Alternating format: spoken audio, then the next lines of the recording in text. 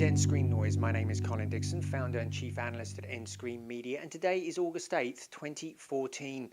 Well, it looks like the second quarter was less bad than usual for the US pay TV industry. According to Moffett-Nathanson, the industry lost just 305,000 subscribers in the second quarter, and compared to Q2 2013, this was a big improvement where they lost 387,000, so about a 25% improvement there.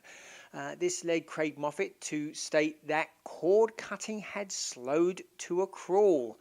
Well, I think when we look at this data, we're going to see that that may not stay that way. Anyway, we'll get to that in just a moment. This is small solace, I think, for the cable industry, which continued to lose 500,000 subscribers in this quarter, although this was an improvement over Q2 last year and led Craig Moffett to actually say that this was the best showing of the industry in 6 quarters. Boy, if this is their best, I'd hate to see their worst. Telcos were up 290,000. AT&T and Verizon both continuing to gain with their services. Satellite lost a tad, just a little bit, 78,000, both DirecTV and Dish contributing to that loss. And when I look at the historical data and what I'm expecting going forward, well, I think we're probably going to see an overall loss of about 200,000 on 2014 for the industry as a whole.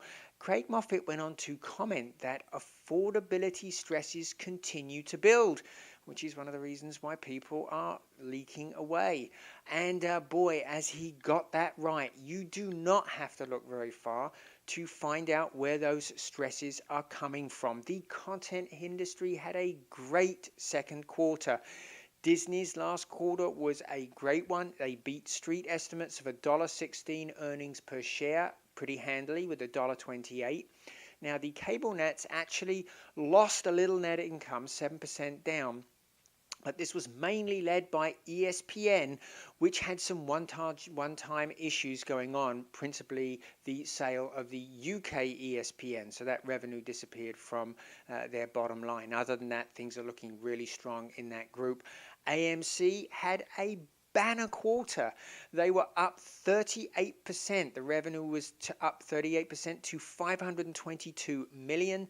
And Time Warner Inc., the owner of HBO, even managed to eke out a 3% increase to $6.8 billion.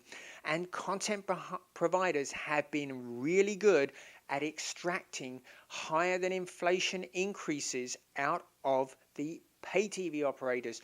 DirecTV reported that programming costs increased 9% over last year in the just finished quarter, and this has been going on since the end of the recession in 2009. On average, the content providers have been getting an 8% increase in license fees for their content per year. So, and that's over inflation. And this has led to pay TV increasing in costs in real terms over inflation 20% since 2009. Now, how have we been faring? Not so well. The US consumer has lost about 6% of income in that same period. So, boy, you can certainly see these affordability stresses. And in a situation like this, it's very, very hard to see how cord cutting, at least economic cord cutting, isn't going to return. So we'll have to see if that happens. US teens are not paying attention to TV and are paying a lot of attention to YouTube, at least according to a new Variety survey.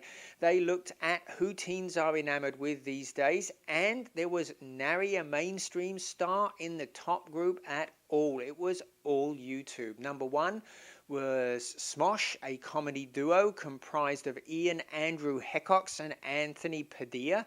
Number two was the Fine brothers Rafi and Benny. And number three, the ever-present PewDiePie, the YouTube gamer entertainer, sneaks in at number 3. So it looks like the US teens are really engaged with YouTube and not so engaged with television. If that situation changes, you can bet you'll hear about it here first on nScreenNoise. We'll see see you again next time.